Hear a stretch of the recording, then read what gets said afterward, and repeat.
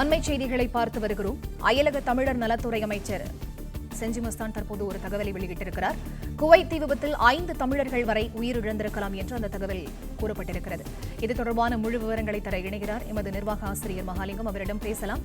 வணக்கம் சார். இது தொடர்பான அதிகாரப்பூர்வ தகவல் எப்போது உறுதியாகும் என எதிர்பார்க்கலாம்? வணக்கம். அயலக தமிழர் நலத்துறை அமைச்சர் செஞ்சி மஸ்தான் தற்பொழுது ஒரு முக்கிய தகவலை வெளியிட்டிருக்கிறார். அவர் கூறியுள்ள தகவலின் அடிப்படையில் குவைத்தில் ஏற்பட்டுள்ள தீ விபத்தில் 5 தமிழர்கள் உயிரிழந்திருக்கலாம் என்ற தகவல் தற்பொழுது வெளியாகியிருக்கிறது. இது குறித்து முதலமைச்சர் மு.க. ஸ்டாலினுடன் தற்பொழுது செஞ்சி மஸ்தான் ஆலோசனையில் ஈடுபட்டுக் கொண்டிருப்பதாகவும், இந்த ஆலோசனையில் தலைமைச் செயலாளர் மற்றும் துறை சார்ந்த செயலாளர்கள் என முக்கிய அதிகாரிகள் இடம்பெற்றிருப்பதாகவும் தற்பொழுது தகவல் சொல்லப்பட்டிருக்கிறது. குவைத் தீ விபத்தில் 5 தமிழர்கள் உயிரிழந்திருக்கலாம் என்ற தகவல் குவைத்தில் உள்ள தமிழ் சங்கத்தின் மூலம் கிடைத்திருப்பதாக அமைச்சர் செஞ்சி மஸ்தான் தற்பொழுது கூறியிருக்கிறார்.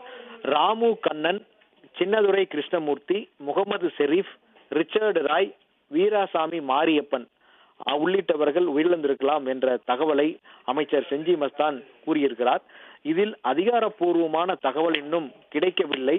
தொடர்ந்து அயலக தமிழர் நலத்துறை தொடர்ந்து வெளியுறவுத்துறை அமைச்சர் அதிகாரிகளோடு பேசிக் கொண்டிருப்பதாகவும் விவரங்களை பெற்றுக் கொண்டிருப்பதாகவும் தகவல் சொல்லப்பட்டிருக்கிறது. இதில் என்ன சிக்கல் என்றால், வெளியுறவுத்துறை அமைச்சகத்திடமிருந்தே இன்னும் முழுமையான தகவல்கள் கிடைக்கவில்லை என்ற தகவல் கூறப்பட்டிருக்கிறது. ஏனென்றால் உயிரிழந்தவர்களுடைய உடல்களை அடையாளம் காணுவதில் சிக்கல் ஏற்பட்டிருக்கிறது.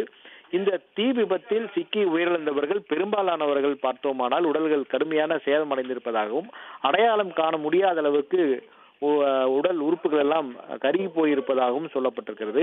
அதனால் DNA சோதனை நடத்தப்பட்டு அறிவியல் பூர்வமாக அடையாளம் காணப்பட்டால் மட்டும்தான் யார் உயிரிழந்திருக்கிறார்கள் என்ற விவரத்தை அதிகாரப்பூர்வமாக சொல்ல முடியும் என்ற நிலையும் ஏற்பட்டிருக்கிறது.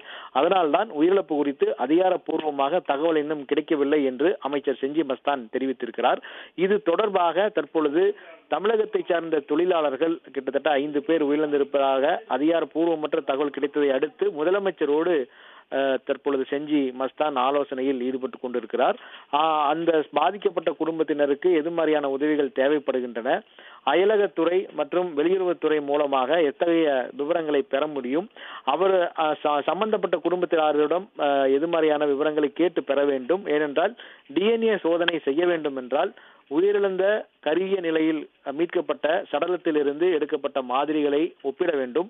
அதற்கு குடும்பத்தாரினுடைய இரத்த மாதிரிகள் எடுக்கப்பட வேண்டும் என்ற விதியும் இருக்கிறது. இப்படியாக அறிவியல் பூர்வமாக இந்த விவகாரத்தை அணுக வேண்டியது இருப்பதால் குடும்பத்தினுடைய ஒப்புதலும் மற்றும் அவருடைய உதவியும் தேவைப்படுகிறது. இந்த நிலையில் தான் தற்பொழுது அந்த குடும்பத்தினரை எப்படி அணுகுவது என்ற விவரங்களை தற்பொழுது முதலமைச்சரும் அமைச்சரும் அது சம்பந்தமாக அவசர ஆலோசனை ஈடுபட்டுக் கொண்டிருக்கிறார்கள் என்ற தகவல் வெளியாகிருக்கிறது. எனவே தற்பொழுது குவைத் தீ விபத்தில் மொத்தம் 5 தமிழர்கள் உயிரிழந்திருக்கலாம் என்ற தகவல் அங்குள்ள குவைத் தமிழ் சங்கத்தின் மூலமாக வெளியாகி இருக்கிறது. உயிரிழப்பு குறித்து அதிகாரப்பூர்வமாக இன்னும் தகவல் கிடைக்கவில்லை என்று அயலக தமிழர் நலத்துறை அமைச்சர் செஞ்சி மஸ்தான் தகவல் தெரிவித்திருக்கிறார். தீ விபத்து குறித்து முதலமைச்சர் மு.க. ஸ்டாலினுடன் செஞ்சி மஸ்தான் மற்றும் அதிகாரிகள் ஆகியோர் தற்பொழுது ஆலோசனையில் ஈடுபட்டுக் கொண்டிருக்கிறார்கள் என்ற தகவல் சொல்லப்பட்டிருக்கிறது. தமிழகத்தை சார்ந்த அங்கு பணியாற்றி கொண்டிருந்த ராமு கருப்பன், சின்னத்துரை கிருஷ்ணமூர்த்தி, முகமது ஷெரீப், ரிச்சர்டு ராய், வீராசாமி மாரியப்பன் உள்ளிட்டவர்கள் உயிரிழந்திருக்கலாம் என்ற தகவல் தற்பொழுது சொல்லப்பட்டிருக்கிறது.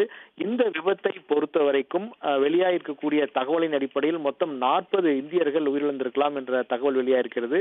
மொத்த உயிரிழப்பு 49 என்ற தகவலும் தற்பொழுது சொல்லப்பட்டிருக்கிறது.